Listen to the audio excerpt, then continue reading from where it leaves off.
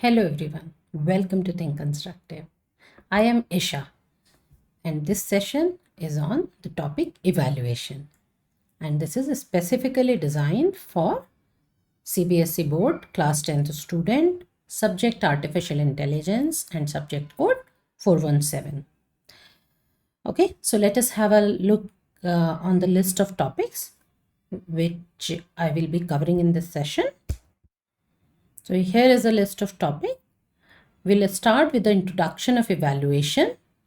Then we'll have a look at what is evaluation, followed by overfitting of data, model evaluation terminologies, confusion matrix, and then we'll be discussing various evaluation methods like accuracy, precision, recall, and the comparison of precision versus recall, followed by which metric is important, and then we'll be discussing F1 score followed by scenario based practice. All right, so let us start with the introduction of evaluation.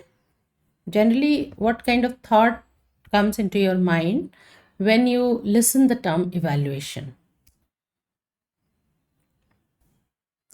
To start with the introduction of evaluation, we'll first have a quick look on AI project lifecycle.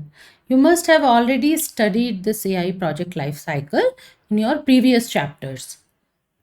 So for any project, what will be the AI lifecycle? It will start from the problem scoping, followed by data acquisition, right? What is the problem, the scope of that problem? If you remember, I had discussed a scenario in my NLP session, in the part 1 of that session. So there I have taken a complete AI project life cycle example based on a particular scenario. So in that scenario, I had explained about the problem scoping. That means what is the scope of the problem. So I'll just tell you the quick lines about that because this session is about the evaluation. So we'll be focusing more on that. Okay. So the problem scoping, what the problem is exactly, what should be the scope for this particular project, like that. So that will be the problem scoping, followed by data acquisition. That means acquire the data which is actually relevant or necessary for that particular project for which you are executing this life cycle. Okay, and then exploring that data. After the acquisition, data exploration will happen, followed by modeling finally, and then once the model is ready, okay, then that model will be evaluated. All right, so that means someone has taken a particular problem, collected data essentially for that problem, then explored that data and then model that data. That means whatever coding or anything, whatever is required will be done for that, and at last the person will say, okay, my model is ready. Once the model, after all the software practices, all the coding, once the model is ready, that model will be evaluated. Why? That will come into your mind, right? Why? So evaluation as the name itself indicates, it is to evaluate something, to assess something, to check something. All right, so that means ki whatever model someone has designed or engineers have designed, that model has to be checked, assessed, right, based on a particular set of requirement. That means there must be some requirement basis on that problem scoping has happened. So while evaluating or at the in the step of evaluation, it is checked whether for that particular requirement for which the model was finally designed and developed, whether it meets that particular criteria or not, right?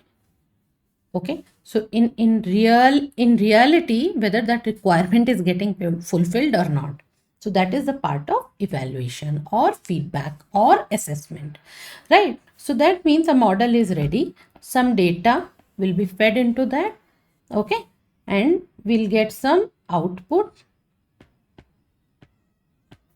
okay, and whether that output actually matches with the problem area which we were trying to resolve. All right. So that's what is done in evaluation. Okay. So I hope you, by the time you can understand why evaluation step is extremely important. Okay. So now we'll move towards a particular definition of evaluation. Okay. So evaluation is a process of understanding the reliability of any AI model based on the outputs by giving test data set into the model and comparing with actual answers. That means, see, AI model is ready in the fourth stage, I would say, right? In my AI project life cycle. So once my AI model is ready, how that AI model will be tested or assessed or evaluated by giving some particular test data sets to it, and whatever output it is generating, it will be compared with the actual answers. Okay.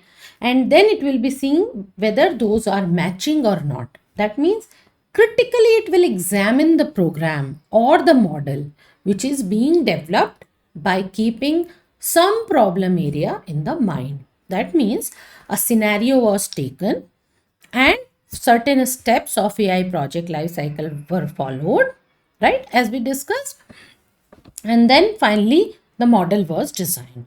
Now once the model is ready, that model has to be tested, has to be evaluated, then only you can say that model is perfect to be deployed, or perfect or ready to be deployed and ready for the end user to use.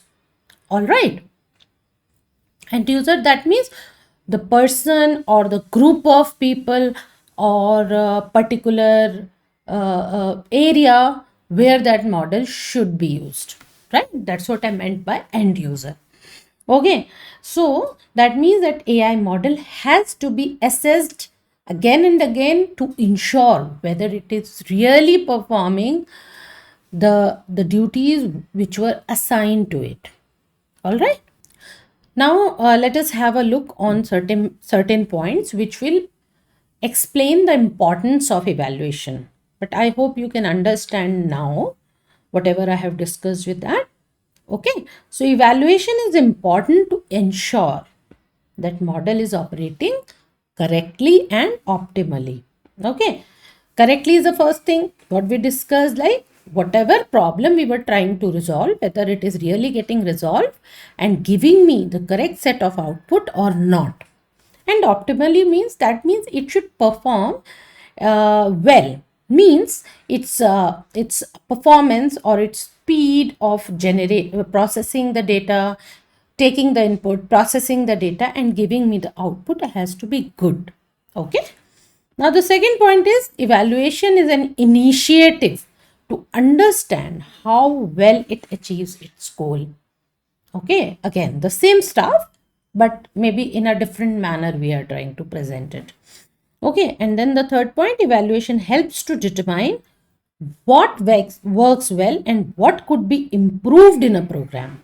Okay, so obviously it doesn't happen that I or some engineer has developed a model and whenever it is getting tested, always it is giving me a good output and everything is performing so well. Not always, right?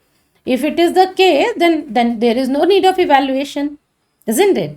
So the idea of evaluation or the assessment is to check whether the program is really performing well, giving me the correct output, and if not, that means that program or the model has to be reworked and has to be improved.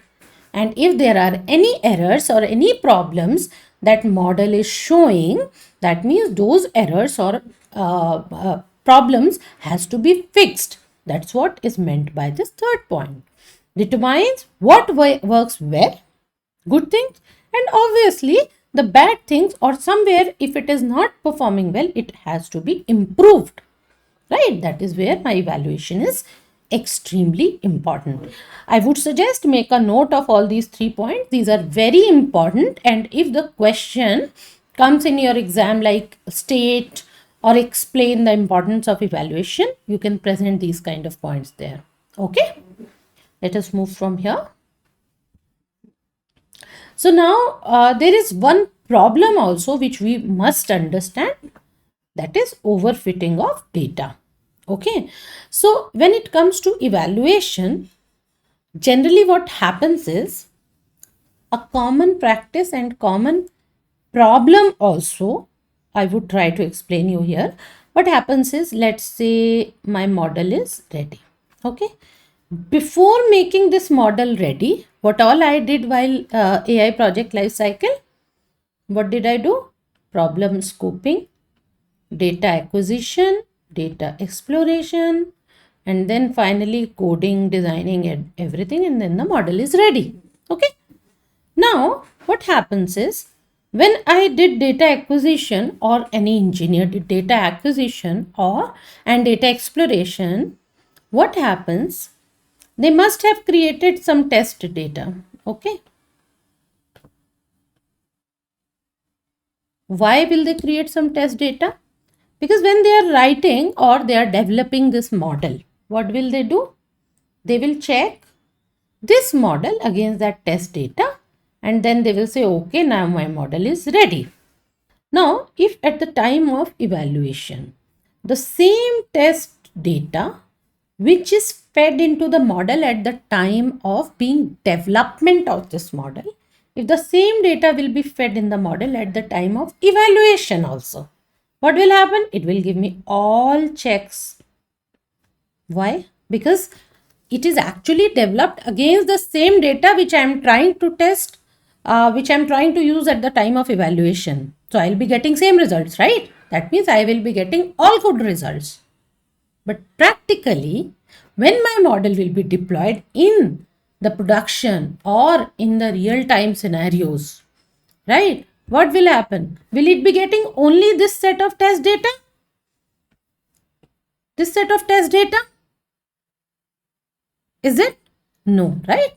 It might get some of the similar kind of data, but it will be getting all different set of data, all dynamic data, right? And my model must be able to perform well against that new data, which it will be getting when it will be actually getting executed in real time, in the production scenario, in the live scenario. Then what happens? But the problem here is, I have not tested my model against any new data. I just tested it against the same test data which I used at the time of development also. So my model will be resulting into so many errors, isn't it? It might result into many errors. Then what is the solution? At the time of evaluation stage itself, I must, I'll repeat, I must not use test data for evaluation of my model. I must not do that. Rather, I should be using a new set of test data in the evaluation stage to assess my model, so that my model can actually give me the real picture, real output, and then I will be able to know whether my model is actually performing well or not, actually giving me the correct set of outputs or not. Okay. So that is the problem of overfitting of data. That means only the test or training data set which was used for at the time of model development, or in simple terms model training, the same data will be used for at the time of evaluation. So it will always result into correct output, always. And whenever we get always correct output in the phase of evaluation, we will call it as a overfitting data problem. Okay, and that is where I have also captured a note here. It is not recommended to use the same data for evaluation which was used to build the model. Okay, all right, which was used to build the model, we must not use the same data. I hope the overfitting of data, the problem, All that points are very, very clear now. Okay, we'll move from this. Now we will discuss model evaluation terminologies. What are model evaluation terminologies? There are a couple of, or rather 6 terminologies I have already listed. So first one is prediction, output given by the machine, or in simple terms I can say model. Okay, output given by the machine or model which we have designed. That is called prediction. That means my machine or my model is predicting something. Something that means for some scenarios for which it was developed. Second point is reality, real scenario. One is machine's output, another one is real scenario. That means in reality, in particular scenario, in reality, what is happening. Okay. So that is what we meant by reality here. There are other 4 parameters. I'll discuss it in next set of slides. Okay. So first one is true positive. So we have taken an example here of the forest fire. So this model, what we are taking as an example here, is developed for the scenario where in a forest there is a fire. Okay, there might be fire, there might not be fire. Okay, there can be variety of cases, but a model is designed to predict whether there is a fire in a forest or not. Okay, so model can give me 2 outputs. Whether it is a fire, is there a fire in the forest? Model can say me yes or no. That is a prediction. Okay. And in reality also in the forest, if the question is there a forest fire? So in reality also the answer could be either yes or no. So my prediction to yes or no, and my reality answers can be also yes and no. Okay, so that's what. And this is a particular scenario where the prediction was also yes and reality was also yes. So question is there a forest fire? Machine model is predicting yes, and in reality also yes, there is a forest fire. So when both prediction and reality both are yes, okay, then this is called as a case of true positive. Okay, remember this term, true positive. So prediction and reality matches, both matches, that means true. Okay, yeah, so both matches, that means true. Prediction is true, that means positive. Reality is also true, that means positive. So both are true and both are positive. So that will take me to true positive as a conclusion. Now the next case is true negative. So again, scenario will remain same. Model is designed to predict whether there is a fire in the forest or not. Okay. So model is predicting there is no fire in the forest. In reality also there is no fire in the forest. So both are predicting, rather prediction and reality both are no. So this is called as case of true negative. Why true? Because again prediction and reality matches.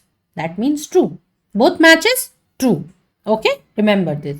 And both matches true. Both are false negative. So this is a simple case of true negative. All right. So another case, scenario would remain same, but now we are discussing the case of false positive. So machine is predicting that there is a fire in the forest. So prediction says yes, but in reality there is no fire. Okay. So simple. You should notice prediction and reality both do not match means false. Okay. One can be positive, other can be negative. But the point here is both do not match is false. Prediction is true. So I will say it is positive. Reality is false. So that means it is negative. Okay. So we will call it as false positive. False positive is what?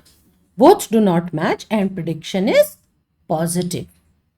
Okay, so basis on the prediction we will label it as positive. So it is false positive, and it is also known as type 1 error. You just need to know this name, type 1 error, for now, because this much is a part of your syllabus. So I'm not discussing type of errors in detail, but you should know that false positive is a type 1 error. Okay, these kind of questions might be asked in your exams. Okay, so we'll move from here. So now the fourth scenario is false negative. That means scenario would remain same. My machine is predicting no. So that means machine is saying there is no fire in the forest. But in reality, there is a fire in the forest. So reality says yes. So both do not match. Again, condition is, it is a case of false. But prediction is false. So the case specifically is negative. So false, negative, both do not match and prediction is false. All right. And it is also known as type 2 error. False negative is type 2 error. False positive is type 1 error. I hope all these parameters for model evaluation are clear now. Okay. So next we'll be talking about confusion matrix. So confusion matrix is a 2 by 2 matrix denoting the right and wrong predictions. Okay. We have just now seen the predictions, the reality, whether they match or they don't match, what happens. Okay. So confusion matrix is a matrix that denotes right and wrong prediction, and that helps in analyze the rate of success of a model. Then the next point to be noticed here is provides a more insightful picture, which is not only the performance of a model, but also which classes are being predicted correctly and incorrectly, and what types of errors are being made. Okay, so type of errors in two cases we have already seen. Okay, so for now that much you should be knowing. Okay, and it also helps us to know whether properly the model is able to predict things correctly or incorrectly. And it is extremely useful for recall, precision, accuracy, and F1 score. So basically these are all the evaluation methods. We'll be talking about these methods in a while. Okay. So what is confusion matrix? We have seen. Now we'll see how does it look like. Okay. So confusion matrix, here we'll keep prediction. Okay. Vertically and horizontally we'll talk about reality. Prediction can either be yes or no. Okay. Reality can also be either yes or no, isn't it? We have just now taken an example scenario and seen that. All right. So for yes, generally we can keep as 1 and 0. 1 and 0.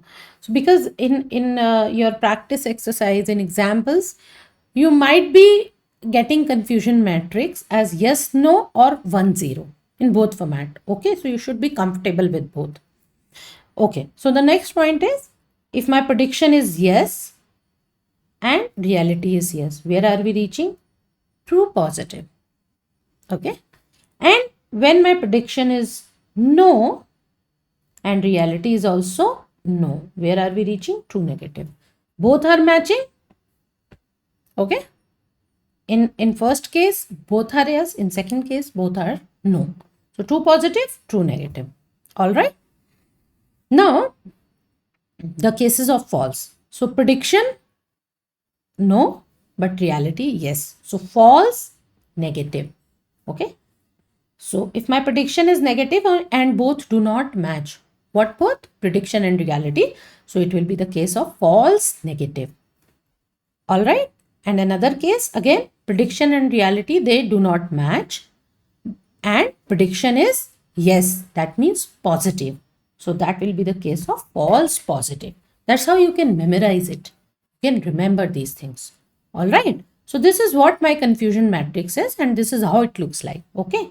We'll just take a look at the example confusion matrix. The confusion, this is some scenarios confusion matrix, okay? And my reality true 1 and reality false 0.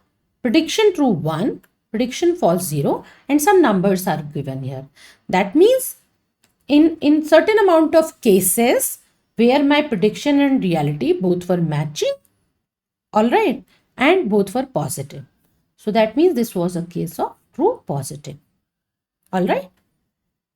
When my prediction and reality matches but both are negative, so this is the case of true negative, all right.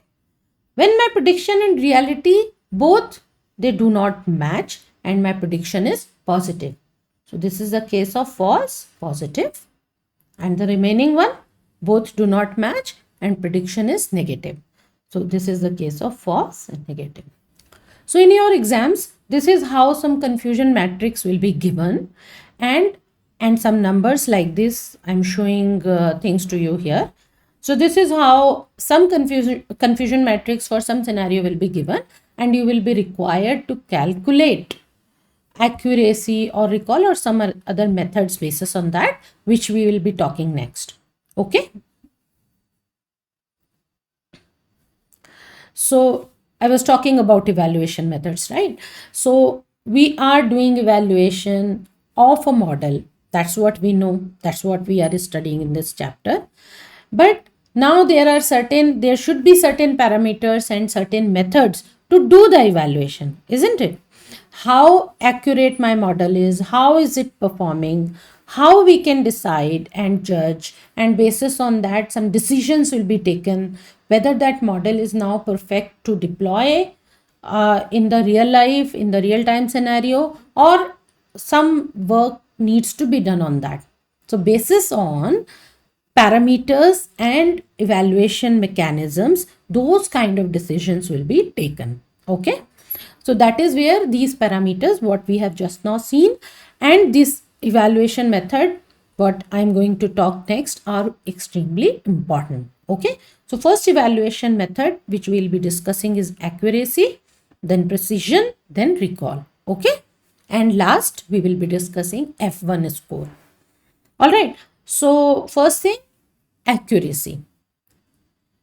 Accuracy, what does it mean? Percentage of correct predictions out of all observation. That is what is meant by accuracy. Okay.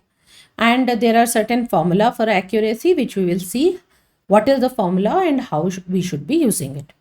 Okay. So percentage of correct predictions out of all observation is called accuracy. So there are two important things to understand: correct predictions and all observations. Okay. What are correct prediction? When prediction matches the reality. Right. So when prediction matches the reality, that means when my machine is saying there is a fire in the forest and in reality also there is a fire in the forest, that is where it matches the reality, or prediction matches the reality.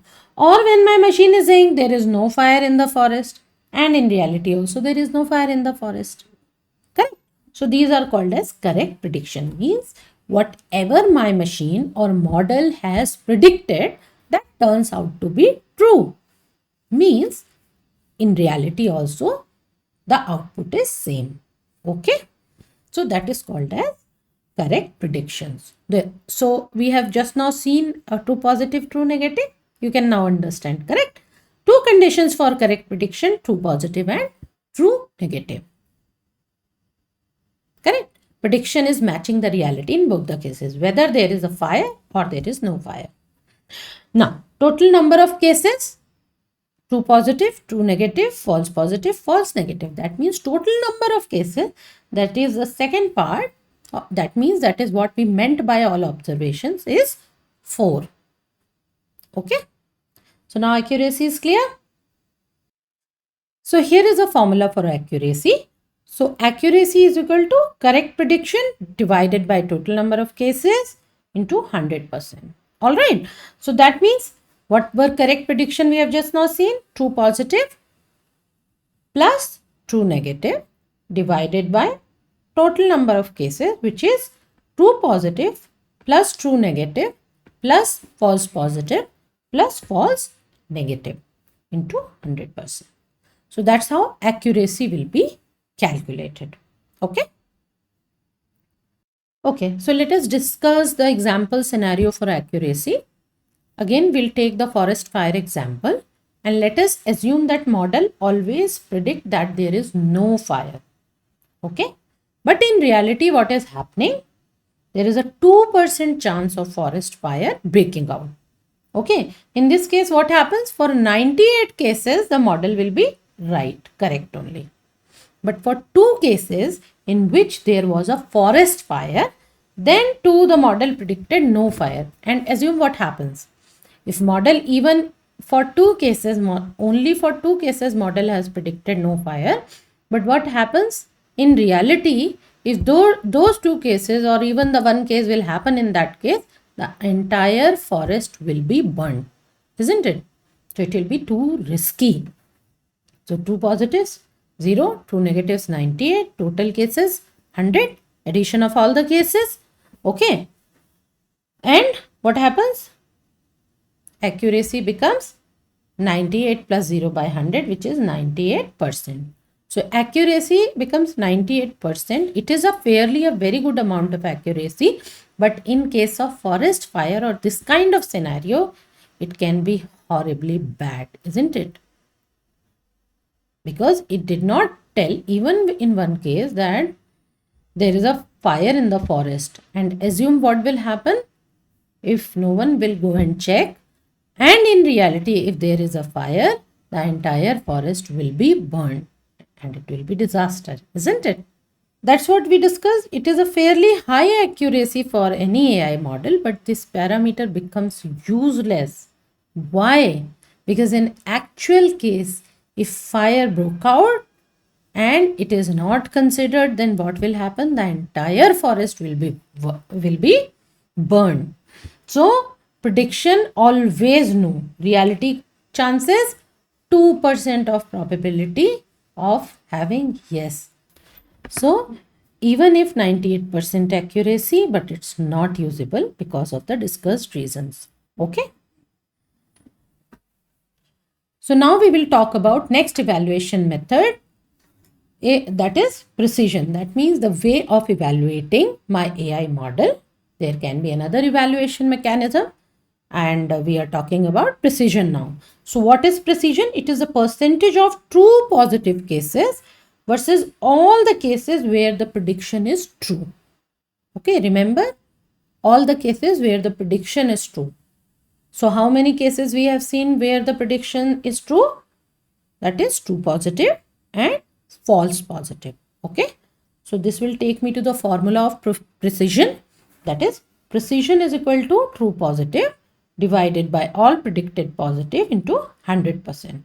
All right. So that means precision is true positive divided by true positive plus false positive. Correct? These are the two predicted positives, isn't it? Into 100. So this is the formula for precision. And again, let us take the same scenario of forest fire example. Okay. So in this case, let us assume that model always predict that there is a forest fire irrespective of the reality. Okay. So what my model is saying? Always there is a fire in the forest. This is what my model is saying all the time. Whatever is the reality, but all the time my model is giving me that there is a fire in the forest. What will happen? Always firefighters will keep on going and checking the entire forest. When there is a fire in the forest, that means the reality is yes. So good, they will take control of that and they will save the forest. But when there is no fire in the forest, they'll keep on checking, going, coming back, going, coming back, going, coming back. And end of the day, what will happen? They'll become so frustrated that even in reality there is a fire, they will assume that machine is raising wrong alarms, predicting things wrongly, and they will not go and save the forest and assume in reality if there is a fire, the entire forest will be gone. It will be burned down, isn't it? So This is what it is discussing here. In this case, all positive conditions will be taken into account. So that means true positive, prediction is yes, reality is yes. False positive, prediction is yes and reality is no. So in this case, what will happen? Firefighter will keep on checking the fire all the time to verify whether alarm is actually true or false, because they do not know the reality. So in this case, what happens? This can be a high risky situation in this scenario, isn't it? So precision is high. That means true positive cases are more, giving lesser false alarms. In simple terms, we can say this. All right. So now we'll talk about another evaluation mechanism, that is recall. So in case of recall, fraction of positive cases that are correctly identified. And what it does, majorly it takes into account the true reality cases. Okay, when we talk about true reality cases, that means reality, you remember, was true in two cases. First is true positive and another one is false negative. So here is a formula of recall.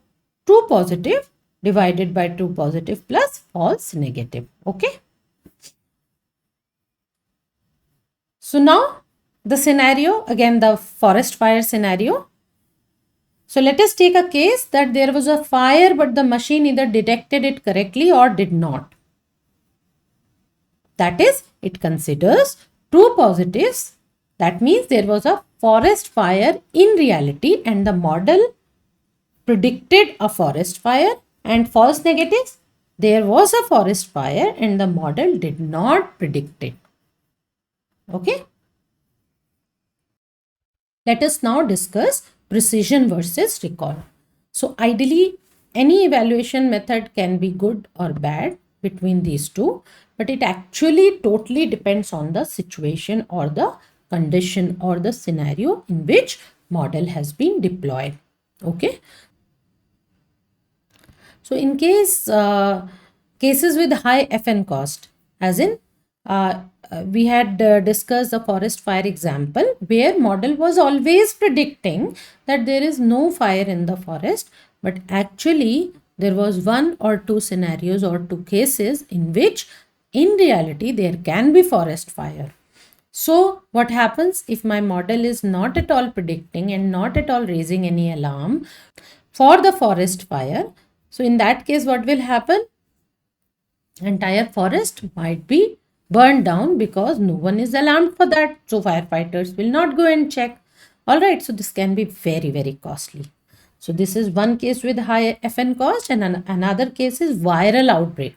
So let us assume a viral outbreak has happened, right? But my machine or the model was never predicting that, and it was always saying that there is no viral outbreak. So in that case, what will happen? No one will go and check and take corrective measures to fix that, and viral or virus will spread like anything and will result in disaster, isn't it? Okay, so let us now discuss the cases with high FP cost. Okay, first we'll take the example of a spam mail. So nowadays, from some time, every mail facility have their predictive spamming facilities inbuilt. That means they are able to predict whether the mail is a spam or not. So let us take, we have built an AI model which should be supposed to identify whether that mail is a spam or not, and let us assume it is saying or predicting all the mails are spam. What happens? If all the mails are in reality not spam, there might be some important email which can be missed out, isn't it? And any important communication can go wrong, go bad for us, isn't it? Any important communication, if we are missing out, we might miss out. Let's say someone was applying for admissions in the university, but that person's mail was predicted as spam and went into spam folder. That person will never see that email, and their deadlines for the university will go, isn't it? Their cutoff dates, he'll miss out. All right. Another example we'll take about mining. So let's say my machine is predicted that there is a treasure somewhere, and people will keep on digging, and let us assume that prediction was not right. End of the day, it was identified there is no treasure. People will go frustrated, and next time they will not really consider that, and there might, in reality, there might be some gold mine existing, isn't it? So there can be a huge loss. All right, so I hope the precision versus recall along with these scenarios and examples are now clear. We'll move from here. So now continuing precision versus recall. So end of the day, after looking at certain conditions, certain scenarios, we can say both measures are important. In certain cases, precision is good. In certain cases, recall is good, isn't it? Okay. But how do we balance out both the things? Sometimes we need precision, sometimes we need recall, but how we can balance so that both measures can be taken into account? How these can be balanced? Okay, so we'll talk about that. So continuing this discussion for evaluating models performance, what we can conclude after scenarios discussions, both measures are needed. For some cases, there can be high precision but low recall. And in other cases, there can be low precision but high recall. Okay. And since both measures are important, there is a need of parameter which should take both into account, isn't it? After discussing this much, looking at the scenarios discussion also, we have understood by this time that both the measures are important. So this will take us to the discussion of F1 score, because F1 score is actually the measure of balance between precision and recall. Okay. So this will give me a balance of precision and recall, because by the time we have understood both metrics are extremely important. This will vary case to case basis or depending on the scenario. All right. So what is the formula for F1 score? F1 score is equal to 2 into precision into recall divided by precision plus recall. Okay. So let us have a look at the some key points of F1 score. It is a number between 0 and 1. Okay. And in terms of mathematics, it is harmonic mean of precision and recall, because the formula says 2 into precision into recall divided by precision plus recall. A good F1 score means low false positives and low false negatives. You can write down all these points. These are very, very important. Okay. Remember, a good F1 score means that low false positives and low false negatives, both should be low. Okay. False things should be low in simple terms. Both false should be low where my prediction and realities are not matching. When they are not matching, those things are low. That means my model is correctly identifying the real threats, isn't it? This is what we have been discussing. And user is not disturbed by false alarms. So scope of false alarms gets reduced to the minimal level, and that is called a good F1 score. Okay, and the perfect and the ideal F1 score is when my recall is 1 and precision is 1. Then my F1 score will be calculated as 1, isn't it? Formula I remember, F1 score is equal to 2 into precision 1, into recall 1 divided by 1 plus 1, isn't it? So it will be, is equal to 2 into 1 by 2. The answer is 1. Okay, so when recall is 1, precision is 1, then F1 score will be calculated as 1, and this is called as perfect or ideal F1 score. Remember this point, F1, perfect or ideal F1 score is always 1. Okay, you can make a note of these points. These points are going to be very, very helpful for your exams. F1 score is equal to 0 means model is a total failure, isn't it? Zero means not able to calculate anything properly. So that model has to be redesigned, redeveloped, or rewritten. It is that bad. It's a total failure. So fix everything in that model. Okay. Either sit and fix or rewrite. F1 score is a better metric to evaluate our model on real life classification problems and when imbalanced class distribution exists. In simple terms, it is a better metric to evaluate in a balanced way because we have seen precision is important in certain scenarios, recall is important in some other scenarios. To find a balance between both the thing, what it does, F1 score does that job to find the balance between precision and recall, and that is what is going to be very helpful to evaluate any model's performance in a better way. Okay, that will be more realistic, more dependable. All right. So here is a chart for that. So precision low, recall low, F1 score will be low only. Okay. You can take any numbers, start putting in the formula and you will get your answers. All right. Precision low, recall high, answer will always, F1 score will always be low.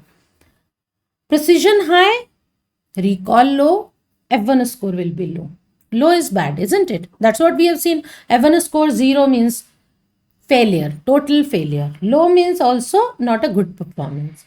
Precision high, recall high,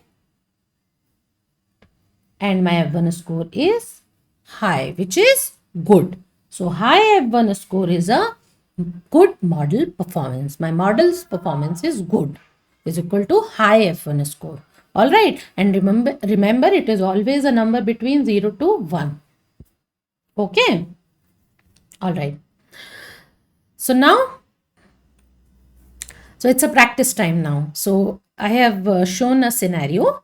We will read it out and then I will show you the confusion matrix and how the accuracy, precision, recall and F1 score can be calculated basis on that. Okay, so we'll practice now, which is extremely important because this kind of scenario and formula based questions might come in your exam. So be ready for that. Okay, so focus here. Nowadays, the problem of floods has worsened in some parts of the country. Not only does it damage the whole place, but it also forces people to move out of their home and relocate, isn't it? Flood is very bad, isn't it? To address this issue, an AI model has been created which can predict if there is a chance of flood or not. Okay, so AI model is created to predict the chance of floods or not, and for that same thing confusion matrix is given for us. And what are we supposed to do? We are supposed to calculate accuracy, precision, recall and F1 score for the given problems. Okay. So I hope you remember the formula. I will show you the formula again. Okay, so confusion matrix, accuracy, precision and recall formulas are shown here on the screen. We will be using them. Okay, matrix is anyways given to us. So for this particular scenario, the confusion matrix is given. Okay, so we will just put our parameters here: true positive, true negative, okay, false positive and false negative. Okay, so this is our confusion matrix and we have written all the parameters here. What is the formula for accuracy? What is the formula? TP plus TN. So what is my TP? 10 plus TN. 25 divided by all four parameters addition. Okay. So TP plus FP plus FN. Sorry. What is the value of FN? 10 plus 25. Okay. This is 35 divided by all these addition will take us to 100. Okay, into 100% anyways we have. So this is 35% accurate model. Okay, clear? So this is about accuracy. This is how you will be calculating accuracy. Okay, if it is asked in percentage. If it is not asked in percentage, then in that case you can simply do this much. You will say 0.35. Okay, but generally the answer should be given in percentage terms. Okay, so we have calculated accuracy. What was that accuracy value? We'll just write here accuracy we calculated as 35%. Okay, now we will calculate precision. So what is the formula for precision? Remember, TP divided by TP plus FP. Okay, what is TP? 10 divided by TP, 10. What is FP? 10 plus 55. Okay, this will take us to 10 by 65. Okay, I will calculate.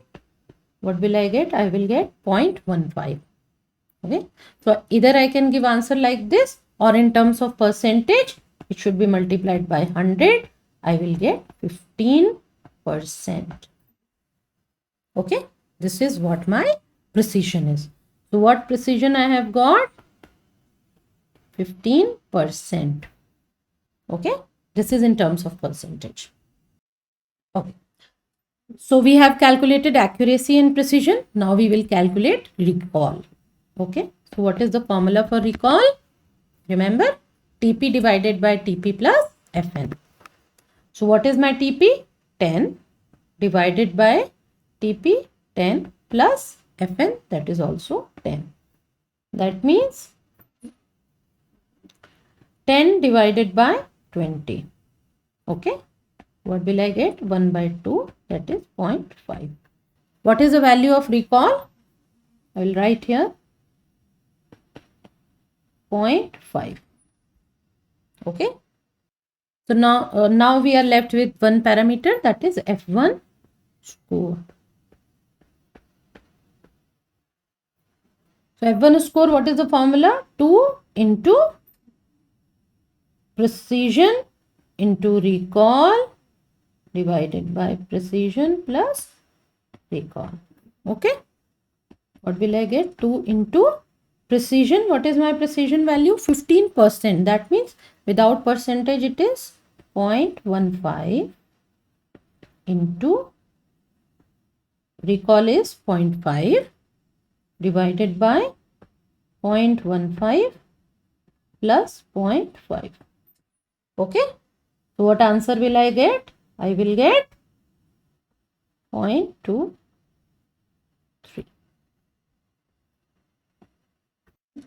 So the answer for F1 score, what will I get is 0.23. Okay, so I have calculated all four parameters basis on the confusion matrix given. Accuracy is only 35%, which is very low. Precision is 15% or 0.15. Recall is 0.5 and F1 score is 0.23. Okay, so this is how you should be calculating.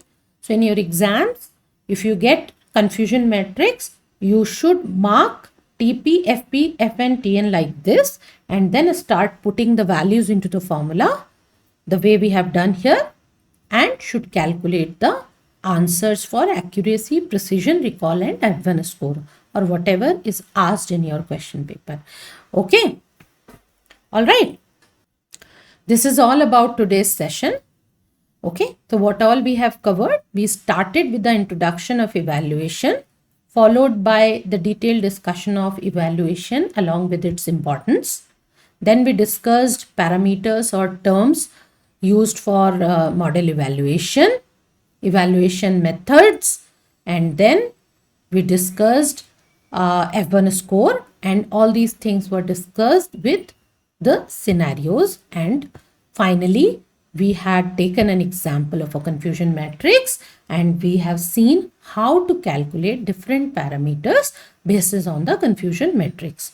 All right, so this is what we have covered in this session. And with this, we conclude the chapter evaluation. Okay, and if you have any more doubts or questions, you can leave your thoughts in the comment box. I will try to answer you as soon as possible. Okay. So this is one important chapter which is coming in your term 2 board exam. So please follow the session completely and try to do the practice. There are more problems which are given in your facilitator's handbook. All right, so take out those problems and practice. And if you have any confusion or you want to ask anything, you can ask that in the comment section. Okay, so all the best for your exams. Do well. Okay, and thank you very much for watching this session. Please subscribe to my channel because I'll keep on bringing new educational videos for you, which will be very, very helpful for all of you and for all of your friends also. So don't restrict. Share this session with your friends. Ring the notification bell and hit a like button. Thank you very much. Bye-bye.